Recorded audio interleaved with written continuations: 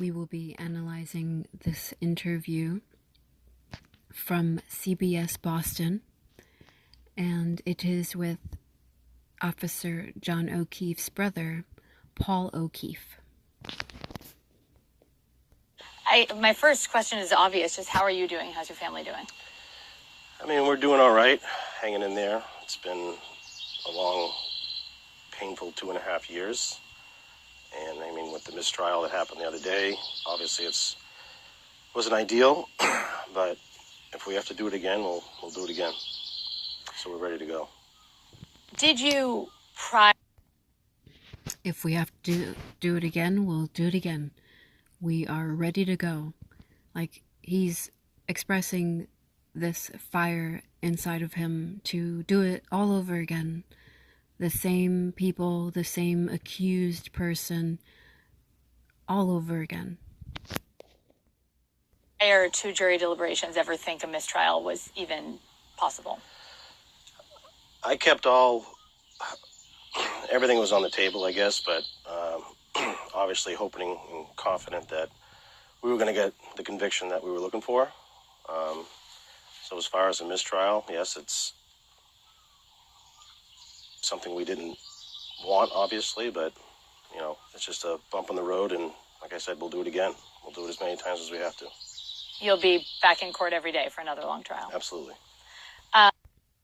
So he considers the mistrial a bump on the road. It looks like they were looking for a guilty verdict, and he is disappointed, and speaking on behalf of the other O'Keefes, that they are all disappointed that it was a mistrial. How are your parents? They're doing all right. That's more of my concern, is that they have to go through this again. I mean, I'll do it 10 more times if I have to, but I hate the fact that they have to go through this all again. We don't know where it's going to happen, when it's going to happen. But I mean, overall, they're doing okay. Mm-hmm. But you'll notice if you watched the trial, Paul O'Keefe never sat next to his mother. They were there, and not once did Paul O'Keefe sit next to his mother. He sat in a seat where he could look directly at Karen Reed. Paul O'Keefe wanted close proximity with Karen Reed. He wanted close proximity with the defense team. Paul O'Keefe was all up in Karen Reed's business during the trial, and he even said something to her on his way out after the judge announced the mistrial. If you didn't know, he did. He said, "I'm not done with you yet," to Karen Reed. So this man has a vengeance for Karen Reed. He has made up his mind about the evidence, about the facts. He has chosen a team. He has chosen a color, a flag. And he believes Karen Reed is the only suspect. And they have John's kids now, too. Or your sister's kids. Yeah, so, they're living in my brother's house in Canton, raising my niece and nephew, who are 16 and 13. I wanted them to come down here and live with us, but, my niece didn't want to leave Canton, didn't want to leave her friends, didn't want to leave her house, and kind of hard to force a kid who's been through as much as they've been through to kind of shake up their world, for, I guess, a third time. Yeah, I mean... For a third time, because the niece and nephew he is speaking of, they lost their father, and then they lost their mother, and then Officer John O'Keefe took over as their guardian, and Karen Reed was helping him with them. There are family photos of them, of Karen Reed with John O'Keefe and the niece and nephew. So the niece and nephew, their last memory of a family unit is with John O'Keefe and Karen Reed. And I would think that whoever was responsible for John O'Keefe's death, I would think that they did not care that the loss of John O'Keefe would mean a third loss to the niece and nephew. Whoever is responsible for his death, whether it was an accident, it certainly happened inside the house, and it certainly ended up outside the house. And he hit the base of his head hard enough to fracture it in multiple areas. He also had a cut above his eye as if he were assaulted, as if he were punched. Both of his eyes were puffy, as if he had been punched. He didn't just have black eyes from the basal skull fracture. He had black eyes from being punched. And he had dog bite marks on his arm. These are details about his wounds that no one on Paul O'Keefe's side attested to. It was not even part of the prosecution's narrative, the official story. At no point did the prosecution mention anything about dog bites, even though they were clearly dog bites, or about the cut above John O'Keefe's eyelid, which most commonly happens when someone gets punched, usually by someone wearing a ring. But sometimes the skin just cuts open because of a blunt force trauma. It just bursts open, especially when you're punched. So Paul O'Keefe has made up his mind about who did this to his brother. But if that were my niece and nephew, and I knew that they had experienced loss of a guardian for a third time, I would be more motivated to figure out who did this. Who did this to my niece and nephew? Because this is now the third parent that they lost. And I would want science to solve it. I wouldn't want opinions or familial relationships or biases to solve it. I would want the facts and the science and the forensic evidence to solve it.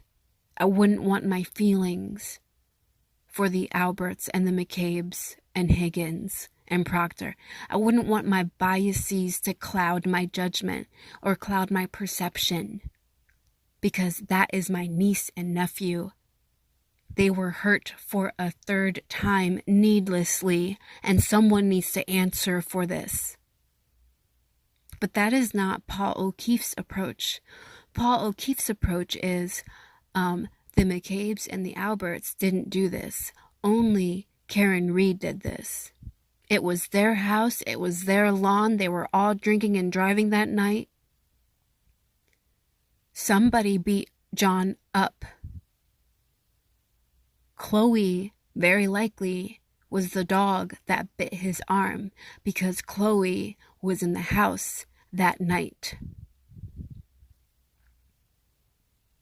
But Paul O'Keefe is blinded. Paul O'Keefe has narrow vision so far in this interview, and we're not even that far into it. But it is so clear he has made up his mind, and he's not really fighting for his niece and nephew. He's not really fighting for his brother. He has a vengeance for Karen Reed, probably at this point an obsession, for him to want to sit that close to her during trial, for him to want to speak words to her at the very end when the jury walks away. When everyone's leaving the courtroom. He just had to say something to her. This man hates Karen Reed.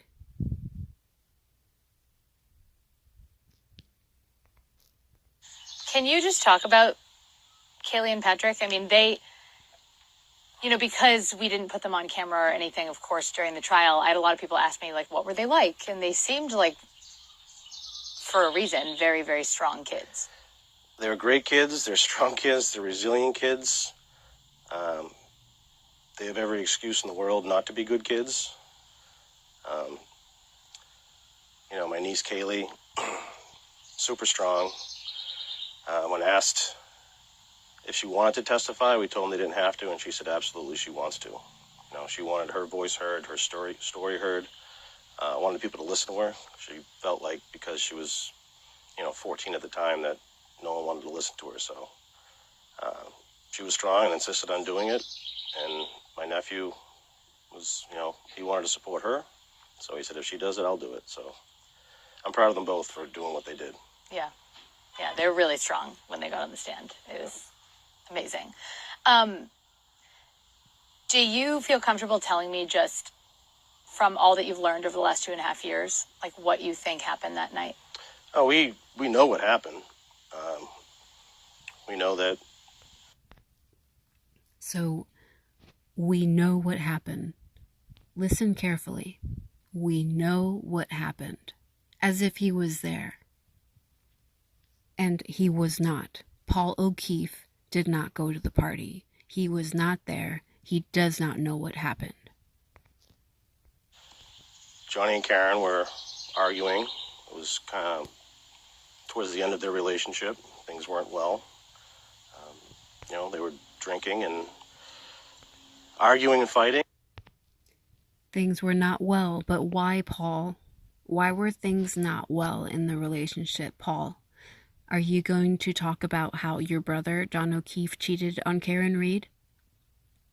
Are you going to talk about how he kissed someone while Karen Reed was putting the kids to sleep, your niece and nephew to sleep? And, in an intoxicated state of rage and jealousy, she just decided that she was going to do something about it. And, put the car in reverse and ran them down and left them there to die. And we figured it out as soon as she left the house that day when she came over. We didn't talk to any investigators. Do you see? We didn't talk to any investigators, allegedly. We didn't talk to anybody, allegedly. You see, he wasn't even there at the party. He wasn't even there that night. He didn't go to that bar with them. He didn't follow them to 34 Fairview. He wasn't there. He's getting all of this by other people, through other people. And who are those people? Are they trustworthy? Did they, destroy evidence so that nobody would know that their phones had communications that possibly exonerated Karen Reed? I don't know. You've got Brian Albert, got rid of his phone. Jen McCabe, deleted searches, deleted messages. Brian Higgins got rid of his phone in a very thorough way, using a military base at that, a dumpster in a military base. So where are you getting your facts from, Paul O'Keefe, if you were not there that night? Where are you getting your facts from? And you've made up your mind before you even spoke to any investigators? This is an emotionally driven man right here, Paul O'Keefe. He doesn't base his life and his understanding of life on facts and objective observations. This is an emotionally driven man. I wouldn't put it past him to make, impulsive decisions based on his emotions, like jumping to conclusions about who killed his brother, rather than wanting to get to the truth. Police, nobody. My mother had said, do you think she has something to do with this? And I said, we're not going to think like that. Went outside to the driveway to look at her car, and her car was gone. It was a blizzard. I knew what the driving conditions were like coming from the hospital to Canton. And I knew that they were going back to Dighton, which was a much further drive. Mm-hmm. So we put it together pretty quickly. I was going to ask you that next. So you took words out of my mouth. It was like, when did you realize? It was literally that morning. Yeah, so I would say early afternoon when they came back to the house. She wanted to come over and see the kids. Didn't really interact with them at all. Was there for probably a total of 30 minutes. Didn't say much or anything. And half of her time was upstairs gathering her things. Then my wife spoke to her on the phone on their way back to Dighton. And she told my wife that just have to remember the bad times. And I don't think I'm ever going to talk to you guys again. So for anyone who understands legalese, that is hearsay. So he made up his mind about her when he wasn't even at the party, when he didn't even witness what happened. He made up his mind about what she said allegedly to his wife, and who knows if his wife misinterpreted it, repeated it accurately. Who knows if his wife hated her also and made it up. Who knows? But so far, he is making up a lot of his conclusions off of situations and scenarios that he wasn't a part of. And he said that she didn't say anything to his niece and nephew. But what if it's like, I don't know, grieving? What if it's silence because she's grieving? What if she doesn't know what to say?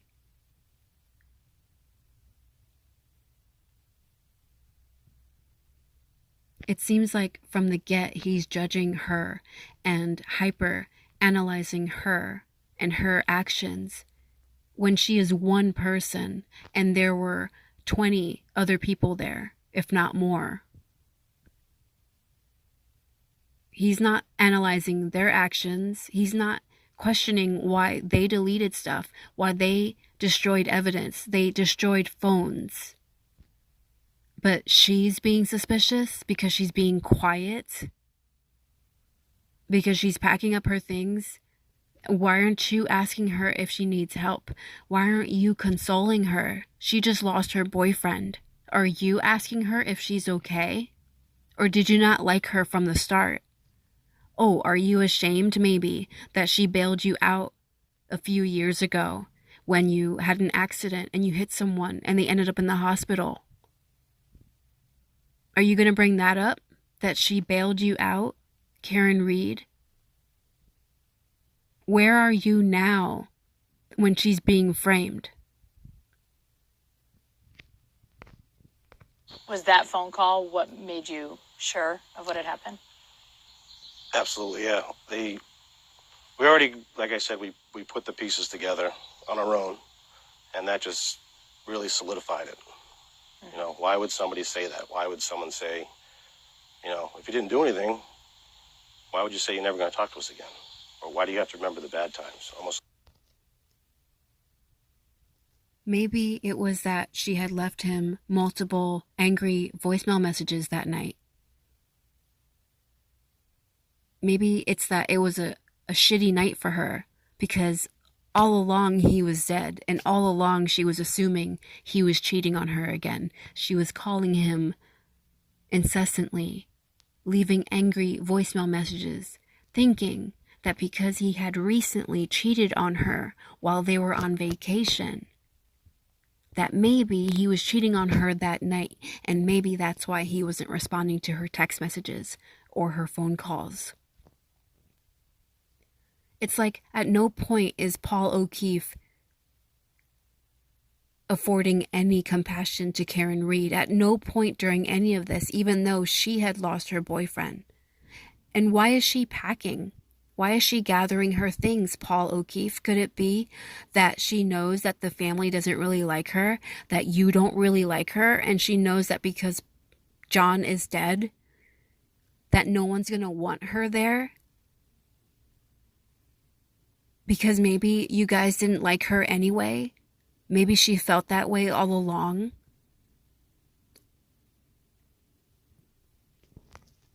Like justifying what she did.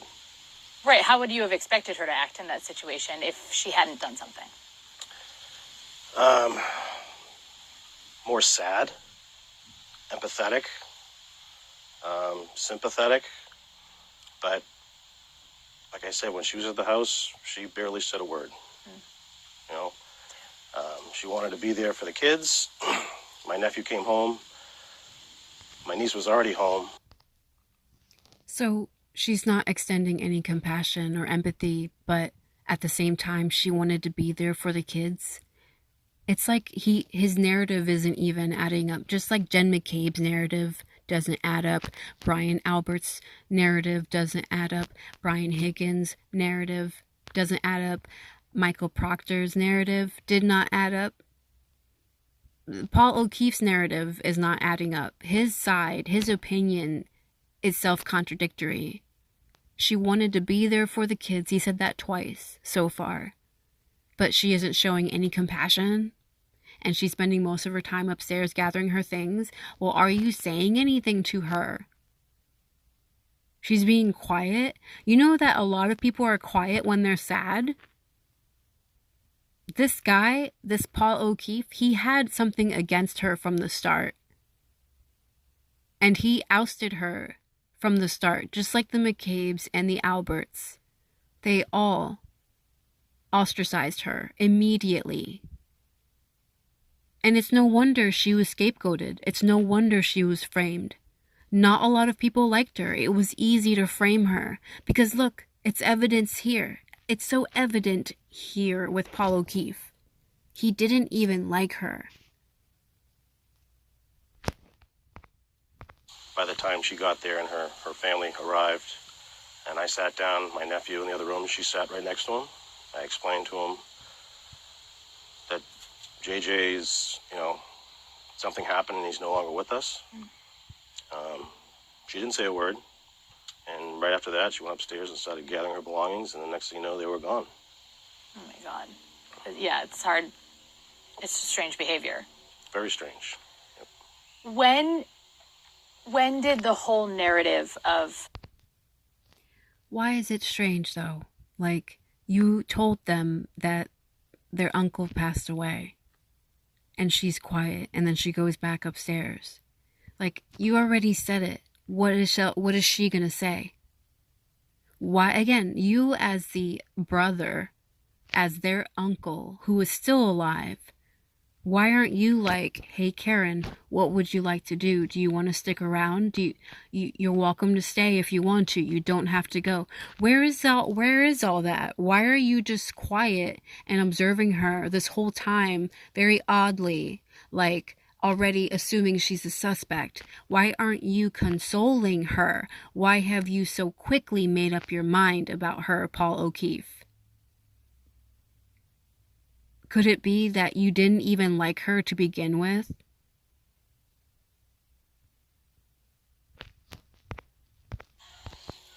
her version of events become known to you? Well, if you remember her first arraignment in Stoughton District Court, Yeah. her attorney, David Uneducated, had said this is a tragic accident. His client had no criminal intent. Mm-hmm. And then, fast forward to, I guess, when Alan Jackson came on board. And, they teamed up with a blogger to get their story that they concocted and put together and flood it out there. And people were only hearing one side of the story and coming to conclusions before actual evidence in the trial had actually begun. But what actual evidence are you following, Paul O'Keefe, that even after the trial, June 3rd, 2024, or July 3rd, 2024, you are behaving as if you've looked at the evidence, as if you looked at the facts, but you haven't mentioned any evidence or any facts yet? You've only mentioned observations that you made on your own, conclusions you jumped to on your own, and facts, so-called facts you obtained through other parties, through third-party accounts. Hearsay. And for you to bring up Yanetti's original argument, if it's true that maybe it was an accident, but then when Alan Jackson came, it was all something else. Could it be that maybe they acquired actual experts to get to the bottom of it? Could it be that they figured it out on their own, that she didn't do it? And that maybe initially, I don't know, Jen McCabe brought her to John O'Keefe's body because Jen McCabe knew where John O'Keefe was. Why aren't you bringing up how initially Jen McCabe said that Karen Reed said, could I have hit him? Did I hit him?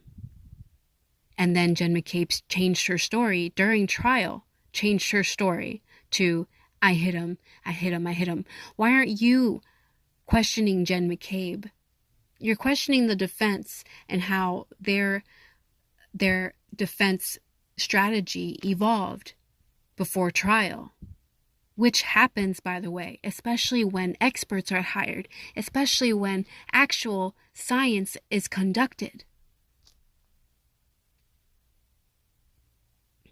They're allowed to evolve how they defend their client, especially when the evolution of their defense was for the better.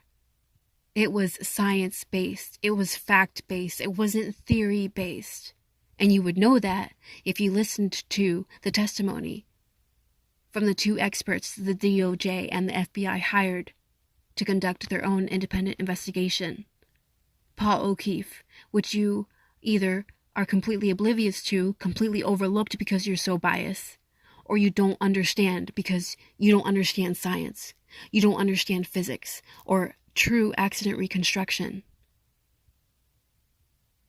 For the FBI and the DOJ to essentially come to the conclusion that John O'Keefe was not hit by the SUV, but for you to now, July 2024, days after the trial, for you now, Paul O'Keefe, to be so headstrong that Karen Reed is still the sole suspect. To me, it's revealing of how uncritically minded you are as an individual. For you to pick and choose how you criticize people, how you critique the defense, but you won't critique and criticize Jen McCabe's story, how her story changed, how she deleted stuff, how she went from saying, Karen Reed said, could I have hit him, to then changing her story to, Karen Reed said, I hit him.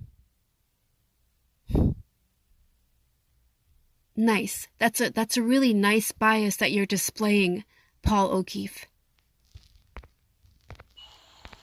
So a lot of the public was misinformed, because they were only getting one side of the story. And, we didn't come out and tell our side of the story or, what we thought or knew happened.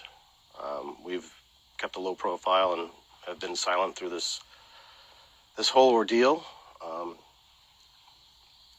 But, now it's time. Now it's time for people to understand the truth. And, the jurors, we thank them. They did a great job. They put in a lot of hours, paid a lot of attention, worked hard. Unfortunately, they weren't able to come to, a consensus as far as a verdict goes. But, we have another chance at it. And, hopefully the jury that we get for the second time around will see things more clearly. So to him, the mistrial was a result of the jury not seeing things clearly. This guy, Paul O'Keefe, he doesn't understand physics. He doesn't understand accident reconstruction. He completely all of that just went completely over his head, this guy. He thinks that the jury couldn't see clearly. Paul O'Keefe, you cannot see clearly. You are blinded by your bias for the McCabes and the Alberts, your friends, your family. just so I'm clear, you think this all started when Alan Jackson showed up? And Karen, throughout the course of this trial, you think she knows what she did? She knows exactly what she did. And she's trying to buy and lie her way out of this, refusing to take accountability for her actions. Not only that, but pointing the finger and blaming innocent people. Yeah, talk to me about that. I mean, because the thing is, the story on the defense's side is not just, oh, she didn't do it. It's she didn't do it, And all these other people did. Yeah, I mean, she's pointing the finger at everybody. Everyone's lying except for her, according to her. I think we had 67 witnesses testify. 68. 68, I'm sorry, That's testify. all right. And according to them, they're all lying and they're not credible. And, you know, which, I mean, there's first responders that were just doing their job that day. First responders that were proven to be friends with the McCabe's and the Alberts. First responders, some of whom had posted on social media with the McCabe's and the Alberts. They were just doing their job, Paul O'Keefe. There wasn't a conflict of interest. Oh, because the McCabe's and the Alberts are not suspects to you. No, you never looked at them as suspects. Why? Jen McCabe, Kerry Roberts, all they did was pick up the phone and help because she was asking for help. And according to... So this guy sat through the trial. He was there inside the courthouse. He witnessed Jen McCabe's testimony, and he, to this day, in July 2024, Paul O'Keefe thinks Jen McCabe was just picking up the phone to help. She deleted searches off of her phone. She deleted evidence. She searched how long to die in the cold, in the snow, at 2:27 a.m., proven with forensic data, forensic science. Jen McCabe knew that John O'Keefe was outside at 2:27 a.m. on January 29th, 2022. Paul O'Keefe.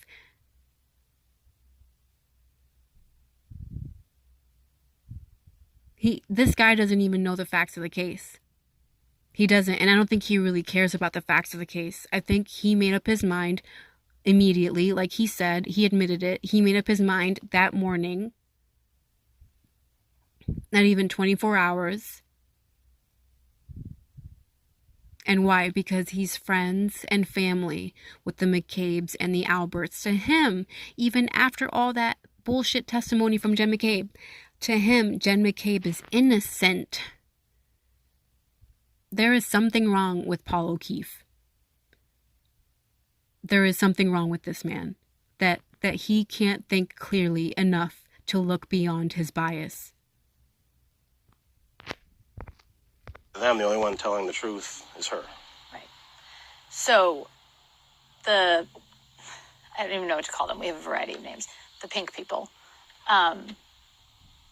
They turned on all those people first. Jen McCabe, Matt McCabe. But then, how have they treated you guys over the course of the last year and a half? Well, if you just go back to any video of us walking into court during pretrial hearings, yelling, screaming, calling us names, to this day, I don't know what I did wrong. I get messages all the time. I'm going to stop the video right here, and I will leave the link to the original video in the description below. But Paul O'Keefe, let me tell you what you did wrong. And though I don't condone name-calling, and certainly groups of people shouldn't be ganging up on you and name-calling on you, I don't condone that at all. I don't condone violence or aggression in person. Venting on a video is something else, though. And I want to tell you what you did wrong.